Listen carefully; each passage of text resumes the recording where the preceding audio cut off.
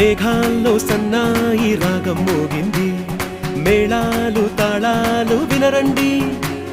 సిరికి శ్రీహరికి కళ్యాణం కానుంది, శ్రీరస్తు శుభమస్తు అనరండి.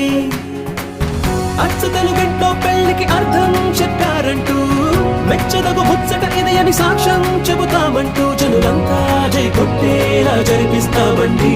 అందాల కుందనపు బొమ్మవని జత చేరు